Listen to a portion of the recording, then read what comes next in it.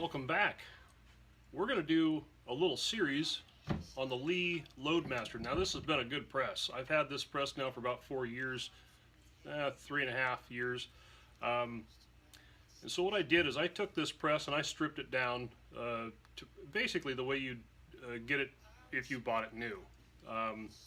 So what we're going to do is we're going to talk about the maintenance on this press in this video here, and which is, by the way, the Lee Loadmaster is one of the most maintainable, well thought out presses, at least for maintenance, that I can think of. So we're gonna run through some steps here, point out a few things, and throughout this little series here, we're gonna set this up for the 223. It's been set up for 9mm in the past, but we're gonna go through all the little quirks, get this thing set up, and show you how to do this. It'll probably wind up being about 3 or 4 different videos. So. But first we want to talk about the maintenance and what we want to do to keep this thing running smooth and nice, and look at a few features on it. So let's do that first. Actually, let's take a look at all the pieces that you're going to see with this when you buy it. So let's do that first.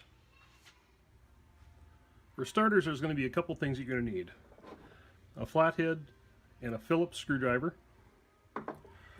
I would highly recommend 2 7/16 wrenches and 1 11/16 wrench. Those are pretty much what you're going to need to work on this press here. So now if you're looking for the case collator, there is a little trick here. We'll go over that when we go through the setup.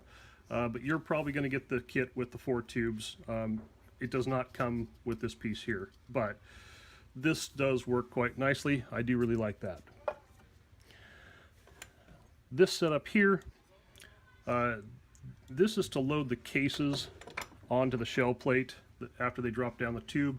You don't have to use this if you don't want to. They're pretty easy to set up. I like them a lot. They work well.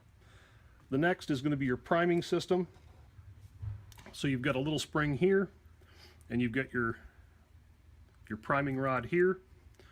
We'll show you where that, well, we'll show you where all this stuff here goes, but you've got your primer feed here. Now this happens to be a small primer. The large are red. And of course, sort of your primer hopper here. And I did make a modification to this here.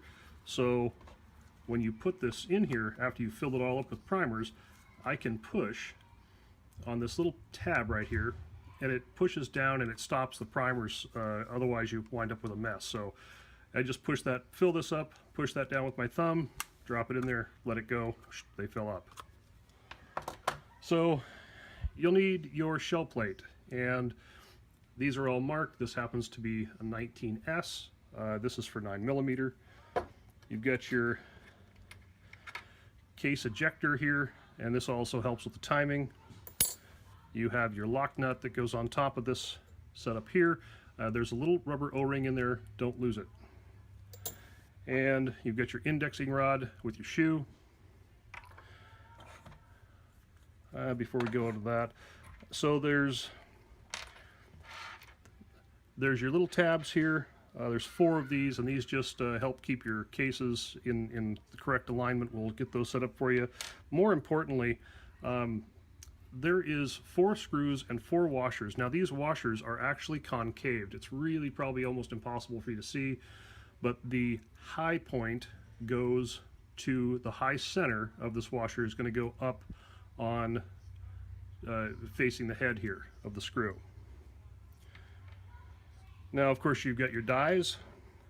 You've got your die holder here that goes into the top of the press, so that you can, once you get these set up, so these are a 223, I've got them for 9mm. I just ordered another one of these here, so once you get them set up, you can just swap these out, and your shell plates and stuff. It makes it for a pretty quick, easy change. So moving on to this side here, we've got a few things. You get your powder hopper. This one's pretty nice. You can turn it on and off. And now, because we're going to do 223, I picked up some longer number 6 screws here, machine screws. They come with these shorter ones here, which, you know, these are great for single disc, but when we have to take and double stack these discs, you need some longer ones. And of course you've got your actual powder dispenser here that goes on top of your die here. So we'll go through all that stuff, but just to kind of give you an oversight. And of course you get your chain and stuff for the actuator on your powder dispense system. Now what we're going to use to clean this press though is I'm going to put some of this stuff here to the test, which I kind of already have. I didn't video it, probably should have. We're going to use some of the Tetra gun. And these cotton swabs here are great for getting down kind of in the nooks and crannies of the press. We are going to be using this this gun lubricant here, but it's kind of a little bit thick, almost like motor oil, but it's really good stuff. I'm really digging this stuff so far. We're going to clean it off with the Action Blaster, and we found an application here for the triple action spray.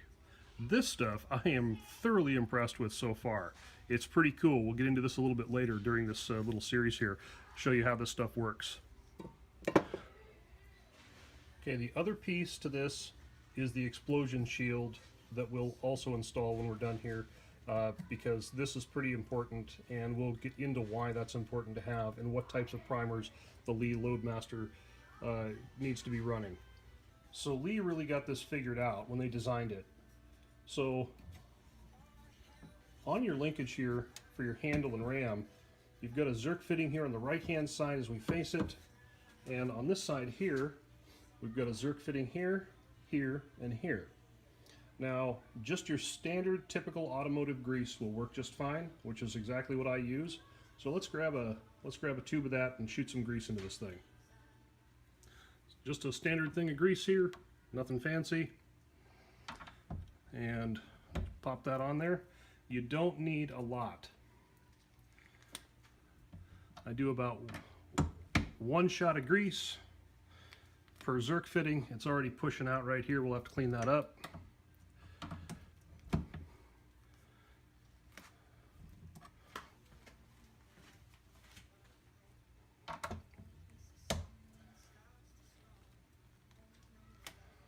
There we go. Alright, we got those zerks done, and again, it doesn't take much, especially if you're kind of staying on top of the maintenance of your press, you know. So all I do is just come back in here, you know, just wipe it off, keep it, you know, keep the lube on the inside, not the outside.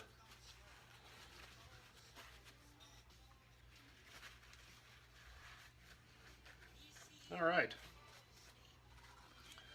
that's clean. So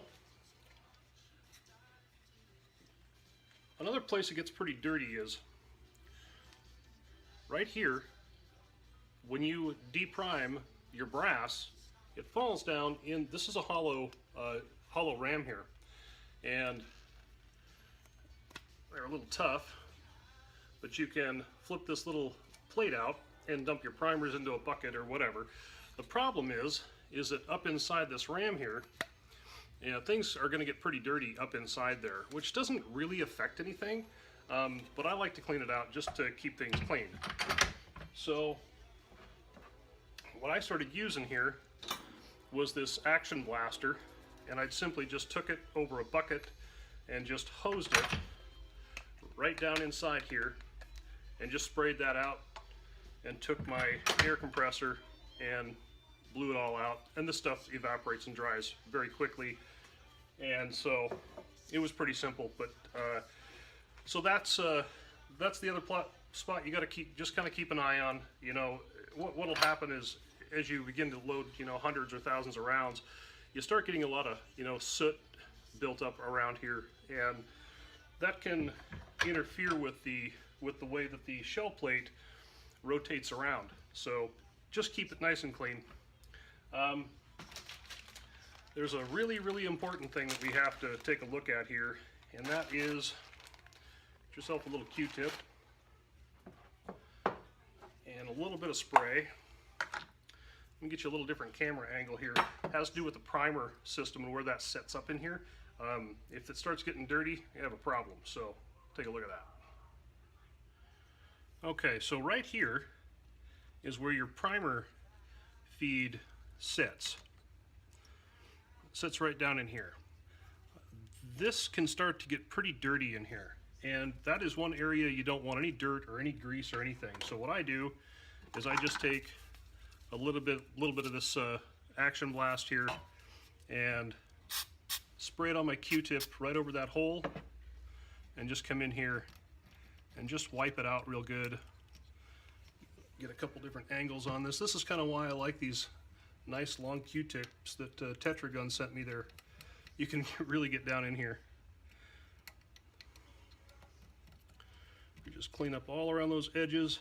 It was pretty clean. There wasn't a lot on there at all, but you know, just a little bit. So, and then I also wipe down all these little ribs on here. Keep those nice and clean. Make sure there's no buildup or grease or soot or anything on there.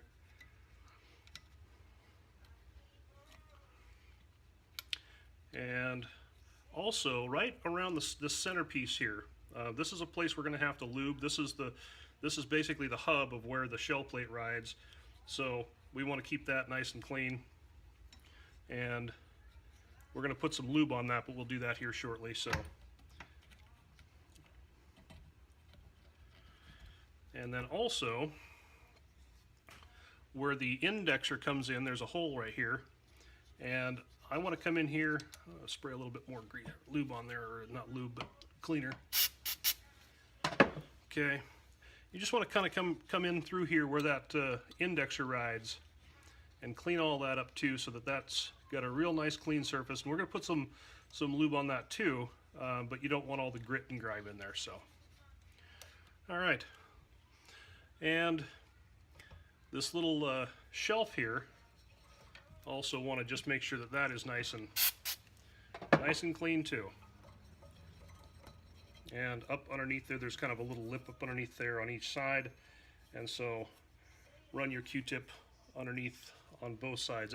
That's filthy underneath there. So, and that's because sometimes the cases that come through, they're just not very clean sometimes. So, anyways, simple as that, just like so. Next, a little piece of paper towel, and what you're going to want to do is we want to clean this ram. And so what I do is I just come in here and just give it a good wipe down. If it's real dirty, I will add a little bit of the cleaner to it and get it all cleaned up. So I run that back down and get the bottom side of the ram, and you can just, sometimes it's easier actually just to pop this thing out so you can get all around it the best you can. Run it back up, careful not to pinch your fingers in there, and just get it as clean as you can. So that's pretty good right there, nice and shiny, no issues at all. Put that back in here real quick, and now we have to lube this, and this is where I started using the Tetra Gun lubricant. And it's not like WD-40 or anything, it's a little bit on the thick side. It's like motor oil. It's quite thick. So what I do is I just run a finger dab full on each side here. Now some Loadmasters have a zerk, or like a little, it's not a zerk, but it's a fitting on the left-hand side of the ram, would be over here. And that allows you to squirt some oil inside this housing. I don't know when they stopped doing it or when they started doing it. Mine does not have that, but I have seen some that do. So just get a nice coat on there like so, run the ram down, and then you want to get down here on the underside too, on both sides. Just put some grease and more grease on your oil on your finger, and just reach up underneath here and get it on that ram, and then just start running this thing kind of back and forth. And what's going to happen is you're going to see a little bit of oil buildup right around the edge here, and that's fine. One thing I don't want to do is have this thing, dripping with oil, but I just want it nicely lubed. So I just come around. I'm not really wiping hard. I'm just more kind of just dabbing this on here. run it a few more times, and it's just, oh, this thing is just like butter. Jeez, it's nice. And if you have any more starts building up, tiny bit right there, just wipe it off. No big deal. Okay, that's nice and well lubed. So I'm gonna pop this back out of here real quick, and over here is your priming actuating arm, and there's no real good way to lube it. So what I do is right in this crease here, right in this cutout, I just drop a little bit of oil in there and work it in. So let's do that here real quick. Kind of hard to see, sorry about that, but and then I got some oil on there, and just tip it so it runs. Oops, don't tip it over. Just tip this here so it's running down inside there. Put a little bit on both sides of that, so it's getting good lube on both sides. There, I can feel the difference already. Okay, so that oil's down in there real nice now. That was simple. On to the next thing. So right here is our little feed ledge, and you've got, well, depending on what you're shooting, you've got a few of these little feed bars here, and all that does is push a bullet up into your shell plate once that's installed. And now, I'm not a fan of putting oil on this because I don't want a bunch of oil, the cases and stuff, picking that up. What I found is this this triple action spray from Tetra gun, and you just put just a light coat on there. It flash evaporates. It's going to be gone in just a second. And I also hit underside just on both sides real quick, just a little bit. And that's going to just evaporate away, but it's going to leave a film, but it's not necessarily an oily film. It's actually really hard to describe. And all I'm going to do is take my shell feeder and just move that back and forth on there, spread that around. I'm going to pull up on it so that I'm underneath here where these ledges are, is getting some lube on there, and I'm going to push down on it so that the surface also gets nice and lubed. And you can wipe your finger on there, and it's slick. It's very slick, but it's not like dipping your hand in oil or anything. It's hard to explain. It's almost like graphite, just very slippery. So I really like that stuff, and that just, whew, that's nice, super smooth. So there's more to lube on this, and a lot more actually that we're going to get into on this press, but we just want to talk real quick about, you know, the real basic maintenance with this thing stripped, some of the high points. Again, there's more stuff to lube on this and get set up, but we're going to do that in a series. So I didn't want to bombard you with too much and make this thing 30-40 minutes long. So you know, just getting those real quick, easy points. And you know, if you take care of this stuff, it'll last you for years and years and years. I mean, this thing looks brand new. So very happy with it, but anyways, stay tuned. We'll get the rest of these posted here throughout the week and show you this thing in full operation and go from there. So if you like it, give it a thumbs up. More importantly, share it, and we'll see you soon. Thanks for watching.